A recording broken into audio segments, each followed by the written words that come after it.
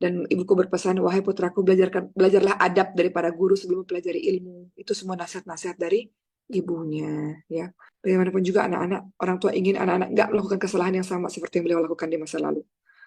Ya, jadi kalau nanti orang tua udah nggak ada, kita akan merasa sangat kehilangan dan merindukan perhatiannya mereka.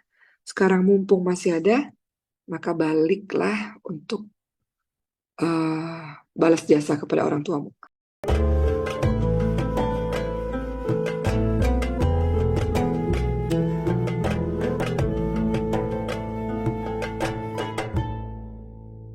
Islam memuliakan, mengagungkan kaum perempuan dengan menyamakan mereka dengan kaum laki-laki. Kamunya bagus, keluarganya bagus, negaranya bagus, peradabannya bagus. Perempuannya rusak, kemudian keluarganya rusak, peradabannya pun rusak. Gimana kamu jadi tempat rujukan anak-anakmu bertanya? Kamu nggak ngerti apa-apa.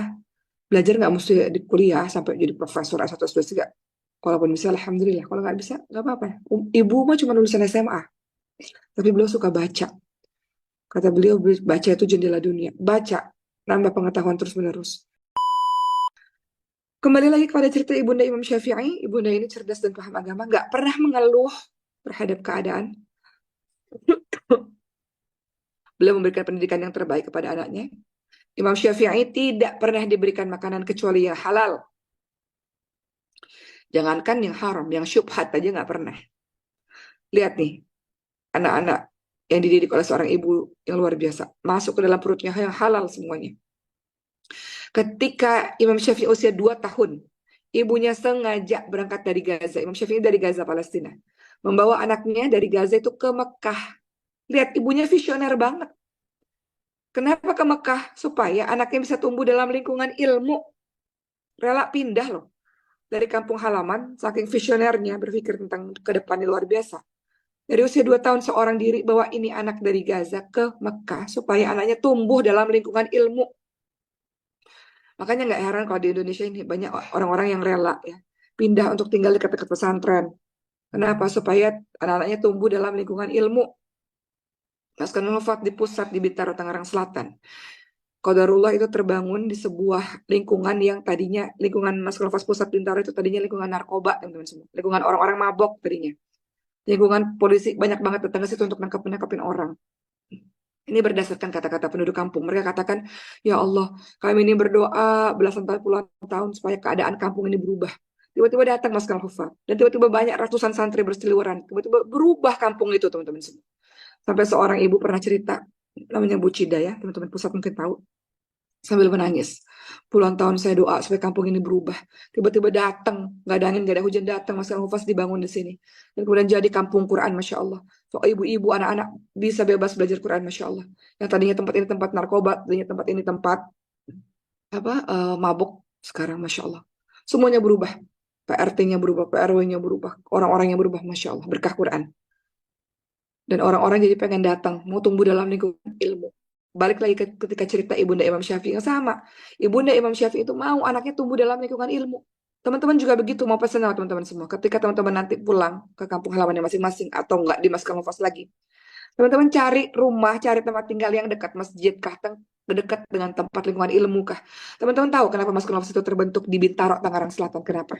Mau cerita sejarahnya sedikit. Karena di Bintaro, Tangerang Selatan, umat tinggal di situ. Umat nggak ketemu lingkungan Quran. Gimana anak-anak Umar dan Umar hidup menuntut ilmu kalau nggak punya lingkungan Quran itu? Karena nggak punya lingkungan Quran, akhirnya buat sendiri aja lingkungan Quran. Begitu pula teman-teman semua. Kalian cari dulu tempatnya di mana nih yang dekat dengan anak-anak atau kita tumbuh dengan lingkungan ilmu. Kalau nggak ada, buat sendiri. Kenapa? Kita butuh lingkungan. Butuh lingkungan. Kita butuh lingkungan belajar, teman-teman semua. Kita butuh lihat orang-orang yang tiap hari belajar supaya kita termotivasi belajar. Butuh lingkungan ilmu tersebut. Ibunda Imam Syafi'i membawa anaknya ke kota Mekah supaya tumbuh dalam lingkungan belajar, lingkungan ilmu. Supaya bahasa Imam Syafi'i bagus, bahasa Arabnya. Dan kelak Imam Syafi'i menjadi seorang imam yang seluruh dunia membicarakan dan ilmunya seperti matahari di siang hari ya. Menyinari. Insya Allah, Ibunda Imam Syafi'i. Berikutnya, Ibunda Imam Malik. Ibunda Imam Malik. Ibu yang memotivasi anaknya ngafalin Quran. Ini rata-rata semuanya sama. Bukan rata-rata semuanya sama. Dari kecil pasti Quran. Quran dulu pasti. Ibundanya memotivasi anaknya untuk menghafal Quran sehingga anak itu berhasil menghafalkan Quran. Apa kata Imam Malik? Aku tumbuh sebagai anak laki-laki dan aku terinspirasi dari para penyanyi-penyanyi, katanya. Kata ibundanya, wahai anakku, eh, jangan terlalu banyak dengan nyanyian-nyanyian yang tidak ada faedahnya. Tinggalkanlah nyanyian-nyanyian yang tidak ada faedahnya, yang tidak membawa dekat kepada Allah SWT. Kemudian belajar agama betul-betul, gitu ya. Akhirnya bukan berarti lagu itu nggak boleh ya teman-teman semua. Lagu yang melalaikan itu nggak boleh. Yang melalaikan, yang buat kita jauh daripada Allah. Namun ibunda ini mengatakan, yang melalaikanmu tinggalkan nak. Yuk kita belajar agama. Maka ibunda Imam Malik ini terus mendorong anaknya agar giat belajar. Lihat nih, gimana seorang ibu yang nggak punya giroh belajar, nggak punya semangat belajar bisa memotivasi anaknya. Kan tadi kaidahnya sesuatu yang kosong nggak bisa ngasih sesuatu kepada yang lain, ya kan? Ibundanya ini jadi motivator. Ibunda ini mendorong anaknya agar giat belajar dan giat menghadiri majelis-majelis, ya. Terutama ada namanya Imam Rabi'ah di Madinah ya. Imam Rabi'ah ini pemilik majelis ilmu terbesar di Madinah dan Imam Malik banyak belajar dari majelis tersebut. Dan Imam Malik senantiasa membahas kebaikan ibunya. Apa kata Imam Malik? Ibundaku biasa mengenakanku pakaian, mengajarkanku ketika aku masih kecil, mengajarkanku ketika aku masih kecil. Artinya ibunda itu jadi gurunya yang pertama, madrasah pertama, guru yang pertama. Kata Imam Malik di majelis-majelis ya, ketika beliau mengajar, ibuku itu mengajariku ketika aku kecil, dia mengarahkan aku untuk belajar di majelis-majelis ya. Dan ibuku berpesan, wahai putraku, belajarlah adab dari para guru sebelum mempelajari ilmu. Itu semua nasihat-nasihat dari ibunya ya.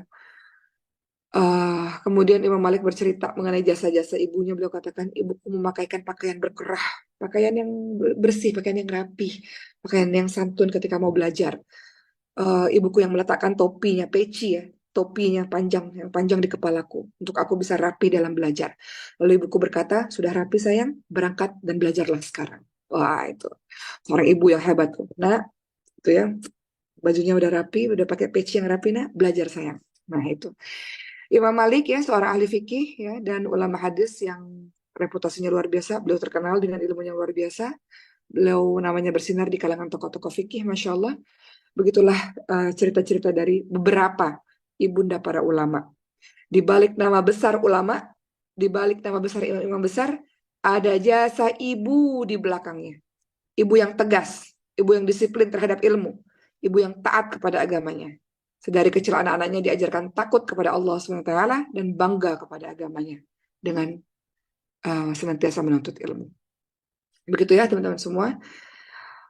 Nah, bagaimana bisa jadi ibu yang kayak gini? Gak ada cara lain, belajar. Belajar terus. Belajar itu bukan untuk menyaingi laki-laki, bukan. Perempuan belajar itu bukan untuk menjadi hebat dibandingkan laki-laki, bukan. Pun laki-laki jangan merasa, jangan belajar. Persaingan lagi sama saya nggak mau istri saya di atas saya. Enggak. Justru istrimu harus cerdas karena dia akan mendidik anak-anakmu nanti. Seorang perempuan cerdas bukan untuk menyaingi laki-laki, bukan. Untuk anak-anakmu itu. Bagaimana peran ibu itu luar biasa besarnya, luar biasa, Masya Allah. Karena ibu itu punya tugas domestik ya. Sebagian besar ibu punya tugas domestik. Wakorna fi buyutikunna. Ada di rumah ibu itu. Sebagian besar waktunya ada di rumah. Dialah yang diharapkan untuk membangun peradaban manusia. Seorang ibu. Ya, jadi masih ada waktu untuk teman-teman semua. Di hari ibu ini kita mikir-mikir, ingat-ingat lagi jasa ibu kita. Ibu kita bukan orang yang sempurna. Sebagaimana nanti kita jadi seorang ibu, bukan jadi ibu yang sempurna. Tapi ibu kita yang mendidik anak-anak menjadi kita yang sekarang ini. Apapun kelebihan dan kekurangan beliau, beliau yang menjadikan kita yang sekarang ini. Untuk kita yang kelak menjadi seorang ibu, teman-teman semua, dan teman-teman semua yang akan menikah, memilih seorang istri. Seorang ibu pekerjaannya nggak mudah. Eh, Kadang-kadang ibu juga buat salah juga ya, karena ibu nggak bisa serba bisa ya teman-teman semua. Maka tugas kita untuk mempersiapkan bekal sebanyak-banyaknya, berusaha untuk jadi teladan yang baik untuk anak-anak kita. Kemudian banyak belajar supaya bisa mendidik dengan cara yang benar. Banyak belajar supaya bisa mendidik tauhid, bisa mendidik ibadah, bisa mendidik akhlak, bisa mendidik muamalah, bisa mendidik life skill untuk anak-anak kita. Itu yang harus kita lakukan. Nah, terakhir saya ingin menyampaikan besok ya, hari ibu ya. Setiap hari adalah hari ibu. Jadi setelah tadi kita belajar gimana caranya jadi ibu yang mendapatkan surganya Allah SWT, sekarang Oma mau membahas kepada teman-teman semua apa yang harus kita lakukan sebagai seorang anak. Seharusnya. Teman-teman di Maskal Hufaz bisa pegang handphone mungkin setiap hari Ahad ya. Beberapa jam. Maka untuk semua jasa ibu yang sangat luar biasa. Uma ingin semua anak-anak dimanapun berada, pertama, harus selalu merasa kurang dalam membahagiakan orang tua. Harus selalu ada perasaan, selalu merasa kurang dalam membahagiakan orang tua. Uma lihat satu video di mana seorang ibu sudah tua renta, punya 4 anak, sibuk semua. Orang tua, makin dalam tanda kutip, makin menyusahkan. Karena ya pup kita yang nyebokin, cerewetnya minta ampun, kadang makan kita suapin, belum lagi kalau udah sakit, dalam tanda kutip ya. Sangat merepotkan dan sangat melelahkan mengurus orang tua. Dalam video yang Oma lihat, seorang anak ngurus orang tuanya dan anaknya menelpon kakak-kakaknya yang lain. Aku mau ujian di kampus hari ini, nggak bisa lagi ngurusin ibu. Boleh nggak ibu dititipin dulu sama kakak misalnya? Kakaknya bilang, kakak juga lagi meeting, lagi sibuk banget ngurusin meeting, ngurusin ini itu, nggak mungkin bisa megang ibu. Kakak yang lain gimana? Aku sama keluargaku, anak-anakku masih kecil-kecil, masih membutuhkanku, nggak ada yang bisa ngurusin ibu. Semuanya nggak ada yang bisa ngurusin ibunya. Uma nggak mau kita jadi orang yang kayak gitu.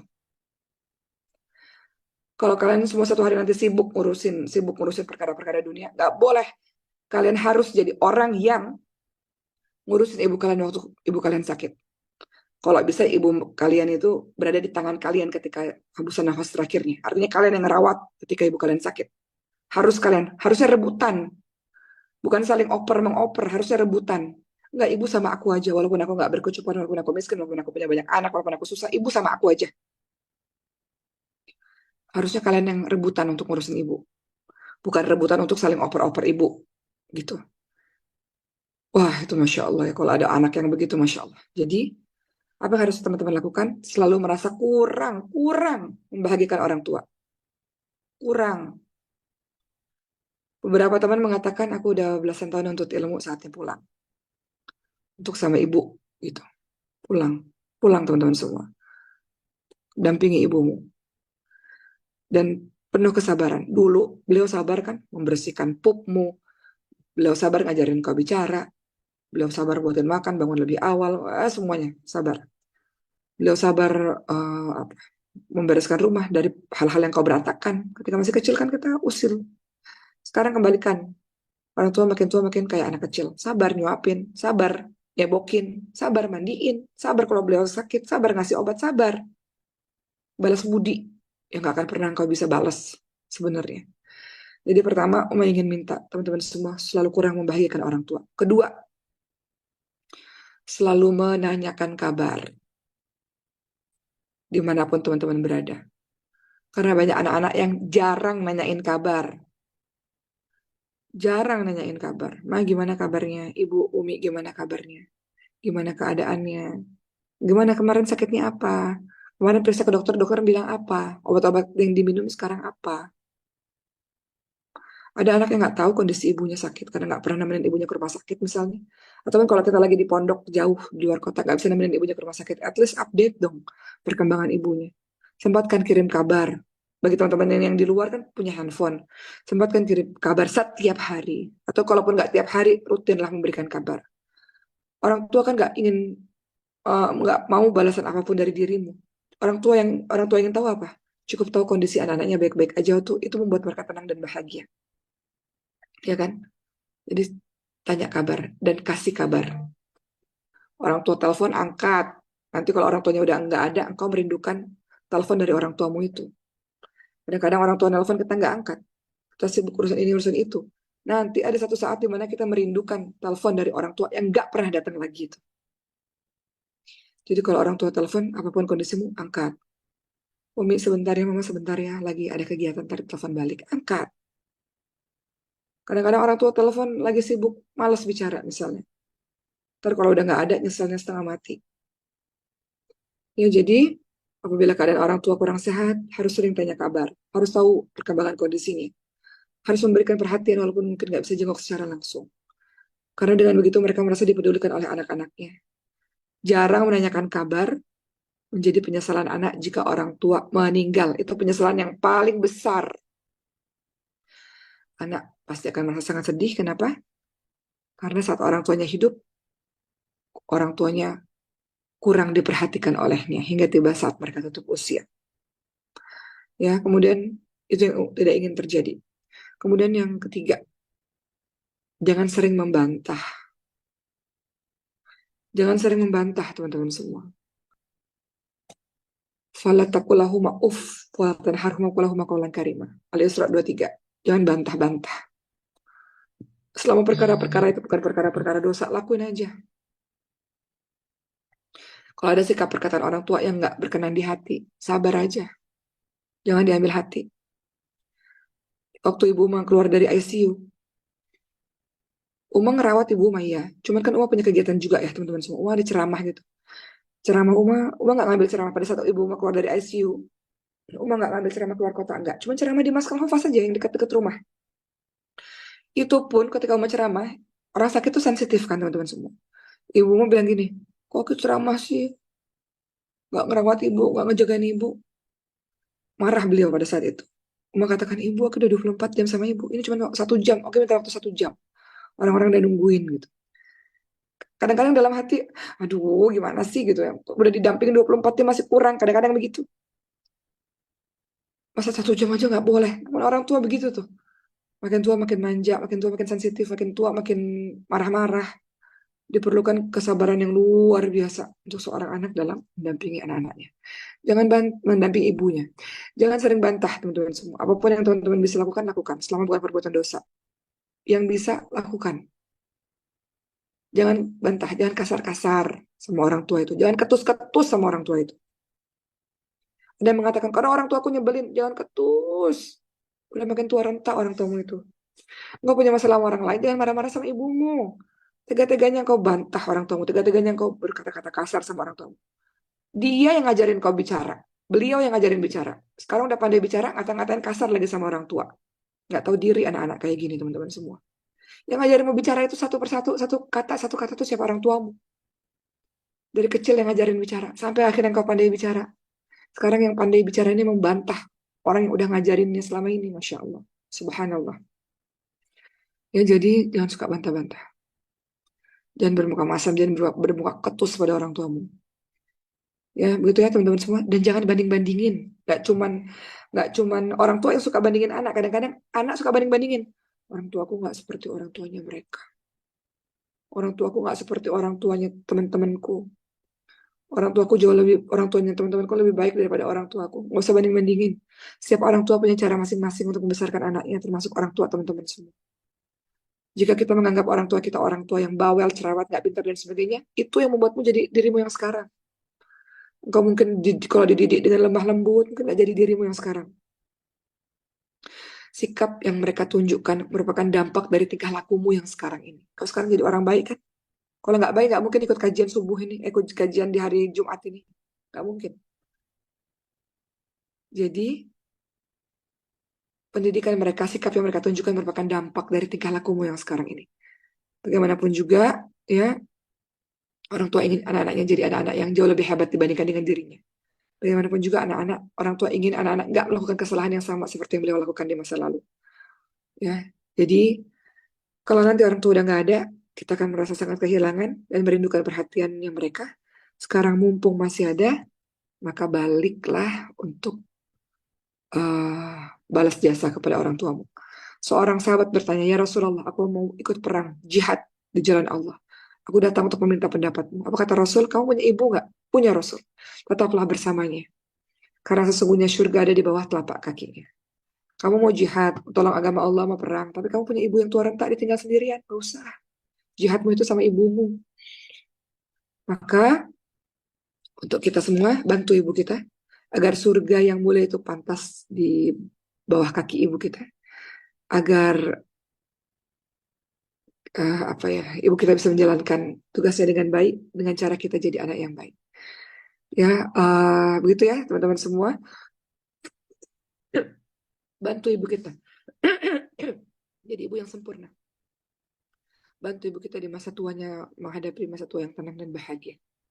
Tinggal tunggu waktu. Ibumu nggak bertahan lama. Tinggal tunggu waktu. Jadi di sisa-sisa usianya, bantu beliau untuk dapat kebahagiaan dunia akhirat insya Allah. Begitu ya teman-teman semua, alhamdulillah. Hari ini uh, sudah selesai. Semoga para ibu jadi suri tauladan yang baik bagi putra-putrinya. Ya, semoga ibu menjadi idola bagi anak-anaknya. Semoga ibu punya rasa malu yang menjadikan ibu itu punya akhlak yang baik untuk anak-anaknya, malu untuk melakukan dosa-dosa kepada Allah SWT. Hendaklah para ibu senantiasa berdoa kepada Allah SWT, karena doanya ibu adalah senjata bagi seorang anak dalam mengarungi kehidupannya. Ya, dan semoga Allah menjaga para ibu dengan penjagaannya dan memelihara ibu dengan pemeliharaan Allah, dan membahagiakan para ibu di dunia dan di akhirat, dan mengumpulkan para ibu-ibu yang luar biasa pengorbanannya di surganya Allah Subhanahu wa taala nanti. Dan semoga kalian semua jadi ibu-ibu yang hebat suatu hari nanti insya Allah. Baik, sekian dari rumah. Terima kasih. Kita kembali lagi di Katupat Jumat depan insya Allah dengan tema yang berbeda. Semoga semangat untuk menjadi ibu-ibu yang baik, dan sebagai ibu-ibu yang sekarang sudah menjadi seorang ibu, semangat dalam menjalani hari-harinya. Semua yang kau lakukan hal yang luar biasa. Kebaikan sebiji zarah yang kau lakukan, Allah akan balas juga. Kebaikan yang kau lakukan bukan untuk siapa-siapa, tapi kembali untuk dirimu sendiri. Berjuanglah para ibu untuk mendidik anak-anakmu dan menjadikan anak-anak menjadi anak-anak yang hebat insya Allah. Sekian dari rumah. Terima kasih. Assalamualaikum warahmatullahi wabarakatuh.